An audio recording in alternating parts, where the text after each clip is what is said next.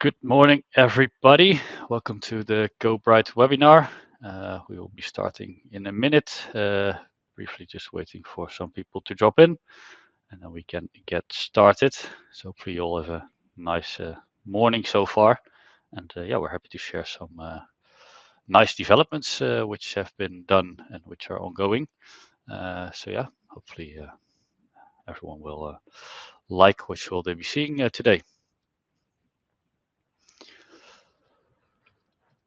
So at least for the next webinar, that's already planned as well. So in 3 months at the end of the year, so 4th of December 2025, we'll be hosting the next webinar. Therefore, also then sharing, of course, our roadmap again and demoing releases which have been done then in the next 3 months.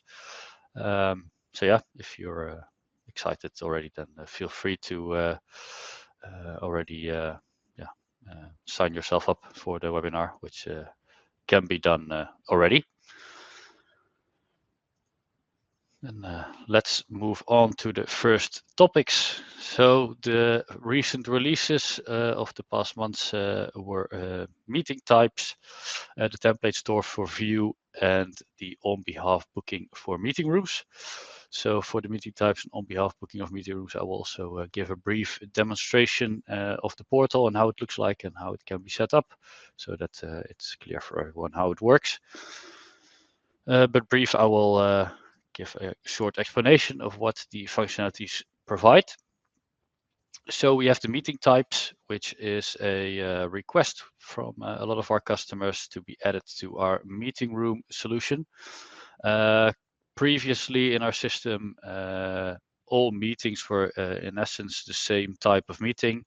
So there was no distinguish if it was an internal meeting or an external meeting or an interview, for example, which meant that managers, booking managers, or even receptionists, for example, had to do some digging in all the meetings to find out which meetings could be removed or could be changed to a different time or different room, compared to meetings which were not allowed to be moved because external people were coming in, or it was an important meeting, or it was an interview, and therefore the meeting should stay the same as it is.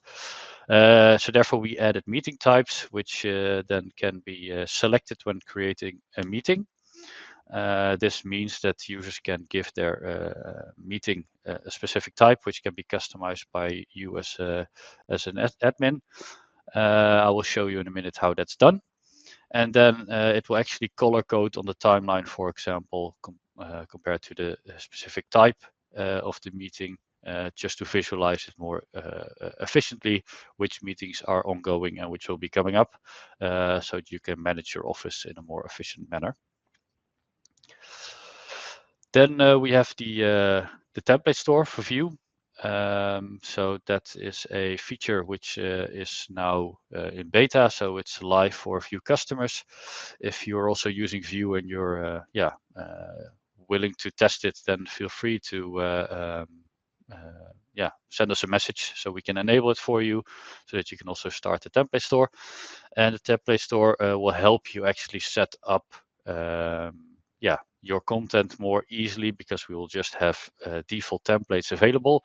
So if you do not have the capacity or you don't have the time to really create your own content for certain occasions, then the template store will provide you some examples which you can use, and then also of course change accordingly to your house style or to pictures of your own liking. But then at least the layout is already there, which will just make it more effective to make good content and share that with your users. So indeed, if you want to test this in the View platform, then reach out to us and we can make sure you can test it as well. Then we have the on behalf booking of meeting rooms. So for desks and for parkings, this was already available. So that meant that you as a user, if you had the authorizations within the user role, you could make a booking for someone else. For meeting rooms, this was not possible yet. Only this was possible if you had an integration with Outlook and you used delegate mode within Outlook. However, we have added this feature now as well. So also in the user roles, you can authorize users if they are allowed to do this action, yes or no. So if you do not authorize users, then they cannot change the organizer. They can only make bookings for themselves. But if you allow people to make bookings on behalf, then they can actually make a room booking for other people as well. So I will actually now share my screen, and I will give a demo of the meeting types and the booking on behalf. So hopefully you can see my screen now. So we're now in the web portal. So if I want to make a booking, then of course I can click on one of the resources, which is on the floor plan, or I can make a search, of course. So let's say I want to make a booking. There's already a booking ongoing, but I will book it afterwards. Then I will be in the booking flow. And as you can see, now we have the organizer name, which is me. However, this is now a interactable field, so I can actually type in here users which are in GoBright to actually book a room on behalf of Stan in this case. So I can add other people as attendees. And then as you can see here, we have a field which is meeting types. And this field can be required or it can be a non-required field. But in some cases, customers who would like to have this field required to make sure that users fill in the meeting type when they're creating a meeting. So as you can see, we have a few meeting types set up. So these meeting types are customizable for you as a customer. And you can actually allocate these meeting types to each profile. So therefore, each meeting room could have different types if needed. So that could also mean that per location or per country, you can set up different meeting types within your whole GoBright platform. So therefore, being as flexible as possible. So let's say this is a job interview, which I will then save. And this information will then be shared with Stan, of course, that the booking is created on his behalf, which means that he is notified of this booking and that he's aware that this is upcoming. But then if I would, for example, go to the timeline, as you can see, the meeting type is here. I can also see the organizer, that's Stan, but you can actually also see who created the booking. So that's me. So also that will help with getting back information who created the booking, but also the creator will also receive the same notifications as the organizer will, which means that they will always be aligned with each other, and that the creator is also aware of everything which is being done on the meeting to make sure that they can change if needed accordingly. And as you can see, the color coding is here, which is according to the meeting type. So that helps managers get a quick overview of what meetings are happening at the moment. So both features are included in your room booking license, so there's no extra license for this. And that can, at least for the meeting types, be set up by enabling meeting types here. So you can create them, so you can add the name yourself. You can choose your own color coding for the meeting type. So as mentioned, you can be as flexible as possible. And then within the profile of the meeting rooms, we have a new setting where you can actually enable the meeting types. And there you can then choose which meeting types are enabled for this profile, and also if it's required, yes or no. So as mentioned earlier, that means that, per location or even per meeting room, you can have different setups if you want to. So let's get back to the presentation. So these are all released already. So as mentioned, the meeting types and the on behalf is part of your current room booking license. So if you already have room booking, then you are free to enable this or test it if you want. Then let's go to the upcoming releases. So we have quite some bigger projects which are releasing in the next few months. So the first one is the behavior dashboard, which we've mentioned a few times already in the past. So this is expected to release actually this month still. So this will be part of our advanced analytics.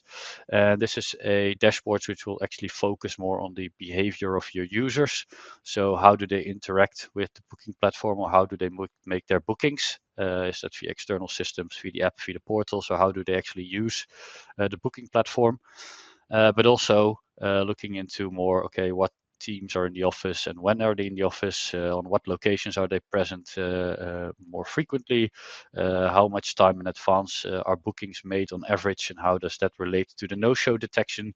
So for example, if bookings are made 1 month in advance, what's the no-show percentage then? And if bookings are made a week in advance, what's the no-show percentage compared to that? So that you can actually also make more adjustments to the GoBright tool. Because if you can see that, for example, bookings which are made 2 months in advance have a no-show percentage of 80%, then perhaps you want to limit people from booking 2 months in advance, because that just means that people actually not show up for a large portion of those bookings, and therefore just limiting to a shorter booking period, which will mean that also people actually show up, so creating a more effective working environment. Then something which is also being tested at the moment already is a new addition to our Interact. So it's an additional hardware piece, and that's actually a smart power plug, which will communicate with the Interact and can actually limit the power to the desk when there's no check-in. So that means that users actually will need to check in to get the power to everything which is connected to their power plug. So for most customers, that would mean that the docking station, the screens, everything which is, which users utilize at the working station will be connected to their power plug, and will all be turned off unless someone has made a booking or checked in, so that people are one, incentivized to check in, but also that you of course save power when no one is using the desk. So this will actually help in a lot of cases to create a more green environment, but also help users get an incentive to check in, which also improves the data quality in the backend for your analytics. The plugs are available in EU, UK, and US, and as mentioned, we're testing them as we speak. So they will be available in the coming months as well. And they're for our partners already on the new price list, which will go live on the 1st of October. So that is good to note. Then one of our largest projects this year is the zone booking. So the first part of zone booking is actually also in test already. And this is a feature for our desk and parking booking. And this is actually a secondary way of booking those resources. So currently in our system, you have the option to book a desk or parking specifically. So you need to select which desk or which parking you want to work at, or you want to park your car at, which is of course very useful, because users will actually know where they'll be working and who they will be working next to, and also they know where to at least if they're next to a window, or if they are next to an air conditioning or whatsoever. However, we also see with specifically larger organizations that they want an easier booking process, so that users do not have to choose specifically which desk they want to work at, but they just say, I'm going to this area, so I'm going to the marketing department, and then I actually choose when I come into the office where I want to sit, depending on which desks are still available. So that's also in essence the zone booking. So that doesn't mean that does mean that users do not select a specific desk anymore if that's set up in that way. They choose, for example, here just this area. So they click on one of the desks, but this whole area is selected, and then they book a spot of the capacity. So if there are 20 desks, then and 20 are available, and I book, then it will be 19 left of the 20. And then when I actually come into the office, then I choose where I want to sit. And then we can also make sure on the mapping that we visualize which desk is occupied, because then I have checked in at that desk. So users will still be able to find me. And for the analytics, we will still know which desks are more popular in that sense in the zone, or not being used in the zone. So we can check if there are problems there. But that will mean that the booking flow becomes more efficient. As a customer, you do not have to choose one of the two. You can also have an area where you have a set of zones with the set of desks, which is a zone. And then next to it, you can also have an area where there are specific desks. So you can just really choose per set of desks what type of booking flow you want to make your users use. It's not an option to combine it, so you cannot have zone and that it also can be selected as specific desk, so you have to choose either of the one. But it will give you more flexibility in making a better user experience for the booking of desks and parkings. As mentioned, this is also in test, so yeah, we expect to release this as well in the coming months already. And this is also part of the desk license, so this is not an extra license which needs to be enabled. It's just the same, license flow. So a license per desk. Also, if you have 20 desks in the zone, that just means 20 licenses. Then a feature which we haven't mentioned before yet, but is actually in the works already for quite some months now, and that's routing. So that's actually an option for users to find their way from the map viewer to the resource in the office. So let's say I come in on the first floor and I have booked a room, but I am not much of the time on the first floor. So I'm not sure how to get to that resource. I can go to the map viewer and click on my booking and then find the route to the resource. And then as you can see, it will show me the way via a arrow where I need to go. So this is already in development. The first phase will be on the map viewer. Then you can navigate from the map viewer to a resource, either your booking, either a colleague, or just a resource in general.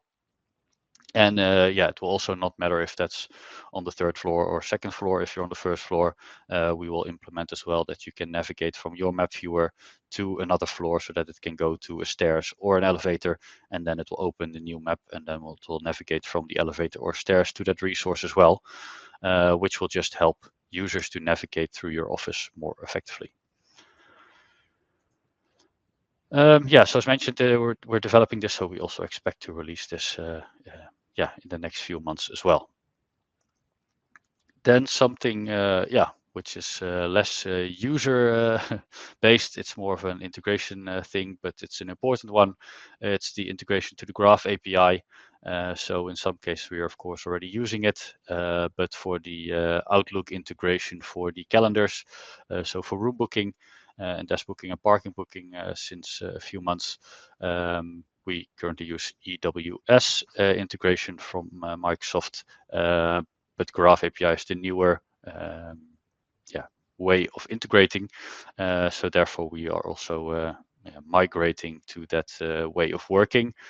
So that's also in development currently, and hopefully, that is also released in the coming months, so that that can be used as a better way of integrating into Outlook, because there are a few benefits in the sense that you can limit the scope of the integration compared to the EWS, which means that you can, for example, set it to calendar only, so not the emails, which will for some customers make it more acceptable to do a full integration compared to a limited integration. Then some ongoing developments as well. These are a little bit shorter term of development that started, so they are a longer way of release, at least for now. It's the early presence confirmation for room booking. So that actually is something which we also already provide for desk booking and parking booking. And this is something we actually had on our plans to add already for quite some time, but due to priorities, this has been pushed back a bit. But this is a feature which will allow you as a customer to make sure users get a notification max 48 hours before the booking that the booking is actually going to happen, so that users are notified and remembered of this booking. So that also means that they can actually also mention that they will attend, so that they will make sure that the booking is confirmed for them, or that they will delete it so that other people still have time to actually book this resource. From the feedback from desk and parking booking for this feature, we actually also got the feedback that currently the only way to set this up is that if people do not respond to this notification, the booking is automatically deleted. However, we see from some customers that that's not a viable solution. So therefore, we will also add in this development that you can enable or disable that, so that if people do not respond to the notification, that the booking will actually still be there, so that it doesn't impact the user as much as possible. Because it could be that they're on holiday or whatever, that they do not have time to respond to this notification, but they will be there. So that means that you don't want to delete the booking. So that's then an option to enable or disable. And for room booking, we also will add the option to just remove the meeting room and not the whole booking, because we also know that a lot of meetings are online nowadays. So that means that if you want to still keep the meeting, but everyone will be working from home, for example, you do want to keep the meeting in the calendar for everyone, but you do not need the meeting room anymore. So therefore, we will add the option that the user can also say that they just want to remove the meeting room from the invitation, but that people can still then meet online if they want to. Then a other development for our digital signage platform, that's actually the web player, the web URL for view. This is also an ongoing development. It's also a bigger development. But that will mean that we currently have the option to, of course, use Windows players, Android screens, WebOS devices for view. To show the digital signage content to your users in the office. However, there are also quite some pieces of hardware in the office environment which could actually also be utilized to share content. And therefore, we're actually making a web player which can be used more flexible in that sense, to actually play content within the office environment. So as examples could be given, for example, a click share, which is behind a screen inside the meeting room. That could also run the web player. So therefore, the screen inside the meeting room can play digital signage when it's not in use, just to increase the amount of options you have as a customer to show your content to your users.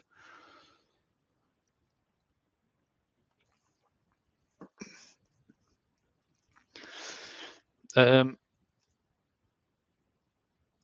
I think the presentation cut off at some point. Let's see. Yep. Then something which also a bigger development is the AI chatbot, which we are working on. So we're in the works of creating a chatbot within Teams to make sure users can actually just chat with GoBright to create bookings, delete bookings, and update bookings, compared to just going into the system and manually having to click through the process there, but that they can just chat as you are expected with an AI chatbot to create your bookings, to update your bookings, or delete bookings. So that will be the first phase, and we expect to release that in 2026. So as mentioned, it's a larger development which will take some time. And our future vision is for this mainly is that it will actually be more proactive, so that the user does not have to do manual chatting anymore, but that the chatbot, based on booking history information, can actually prompt to the user to make bookings for them based on their agenda or their previous behavior, to make sure that the system will actually work for your users instead of the user having to do this manually. But that's more a long-term vision for this way of working. But we believe that will actually really give a benefit to use, because then they do not have to do the manual work themselves, but then GoBright will help your users manage their office days even more efficient. So yeah, that's this is a first step to that vision. Then some brief updates on hardware partners. So just a brief update on the sensoring, which was mentioned 3 months ago. We're still improving our backend to make sure that we can increase the integrations with various sensor partners. So we will be working on integrations with BGrid, PointGrab, and Cisco in the coming months. So those will be 3 vendors which could be retrofitted if you're already having those sensors, but could be added as a sensoring proposition to new buildings or to your current building as well. So that's ongoing. And then for the hardware devices, we actually certified a new brand as well in the last months, and that's MaxHub. And they are focused on larger screens, so digital signage screens. And for MaxHub, we support the CMA series. So yeah, if you already have the devices or as a partner, you have these devices within your portfolio, then know that it's now compatible with the GoBright View platform as well. Then yeah, that was it what I wanted to share today. So as you can see, a lot of developments are ongoing. So yeah, we expect also in the webinar of December to give some demos on the new features which were mentioned earlier this presentation. Yeah, and hopefully it's something which you see as added value to your environment, your office, and making sure that it brings a better user experience to your users. If there are any further questions or you want some demos on things which are released or want to be aligned with the ongoing developments, then feel free to reach out to us or to, of course, check our release notes or subscribe to our newsletter. Yeah, and also feel free, of course, to join the next webinar at the beginning of December to stay up to date of the ongoing developments. So yeah, that's it for today. Then I will ask my colleague to join if there are any questions which we can then answer today. And if not, then we will respond to the email to the question via email later today as well.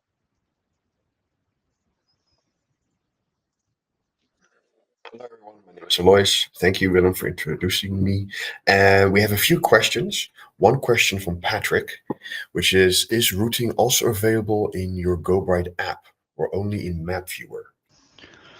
Yeah, so currently we will actually implement it for the map viewer as a first phase. A next phase, indeed, we want to add it to the app as well, but mainly then interacting it with our hardware solution so that, for example, room booking screens or on the interactive QR codes will be available, which you can scan and then route to the other resource you're looking for, so that you always have a starting point and end point. So that's at least the idea which we're now looking into as a next phase for the routing. But in the first phase, it will be on the map viewer only, yes. Next question is, will this presentation be shared to the attendees? There will be a follow-up email in which there is a link to the recording of the webinar. The next question is, does the Spark power control plug replace the existing plug needed to power the Interact? No, so it's not a power source. It's actually just an extra socket which you'll be adding to your infrastructure, and the Interact will not be connected physically to the power plug. It will communicate via Bluetooth. So the Interact will be connected to a different plug because the Interact will need power at all times. But the rest of the hardware, which is then on the workstation, could be connected to the power plug. Which will then be limited of power if there's no check-in. So it's not something which provides power to the Interact, but it actually limits power to all the other devices if there's no check-in. Now the last question is, for on-behalf booking, does any other additional permissions or setup need to be configured between the creator and the organizer, or not? No, so as mentioned, there is a new user role in GoBright, which you have to preset to allow users to book on behalf, yes or no. But if they're allowed to book on behalf, they can just book for a user within GoBright, and then they will be at least the user who created the booking will be set as creator, and then the organizer will be the one you have pre-selected to book on behalf for. And that's then just it, and then the process will just flow naturally. Oh, thank you very much. Any other questions we will be answering in the email. Yeah, thank you very much, and thanks everyone for joining. And yeah, happy to see you in the next webinar as well. Thank you and goodbye.